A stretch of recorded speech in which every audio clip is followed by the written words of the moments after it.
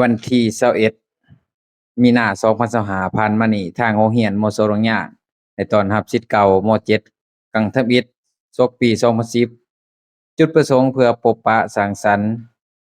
ความสามัคคีระหว่างครูอาจารย์และศิษย์เก่าในการพบปะครั้งนี้ได้เปิดพิธีเป็นทางการเป็นประธานโดยทานคำวันไชตภาพผู้อำนวยการม.ส.โรงหญ้าพร้อมคณะ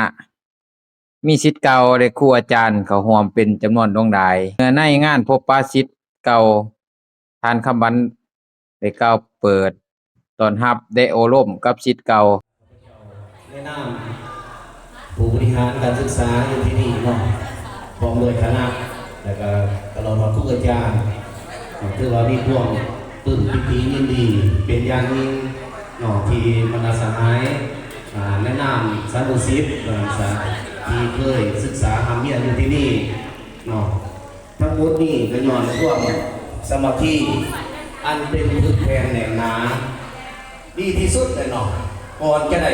เป็นก่อนกำลังไงแบบนี้ก็ย้อนแนวความคิดของบรรดาสาธุศิษย์เนาะปลูกร่วมกันเป็นอันหนึ่งอันเดียวเนาะในนำซึ่งความนำวัตถุสิ่งของนำจิตใจอันบริสุทธิ์ของบรรดาสาธุศิษย์เนาะที่เคยผ่านการเรียนรู้จากขั้นพื้นฐานเนาะภายหลังที่เฮาได้รับการอบรมจากพื้นฐานในที่ครอบครัวหมายถึงพ่อแม่เนาะขั้นพระพิษเนาะแล้วลากมาถึงผู้อาจารย์เฮาสนั่นผู้อาจารย์เฮาก็เป็นพ่อผู้ที่สองที่ให้กำเนิดทางด้านสติปัญญาทางด้านภูมิปัญญาให้ลูกหลานจนโตขยายโตใหญ่มาถึงขั้นนี้ได้ไปศึกษาหำเฮียนเนาะได้ไปนำความรู้พื้นฐานไปขยายในการดำรงชีวิตของสาธุศิษย์ว่าซะจนมาถึงมื้อนี้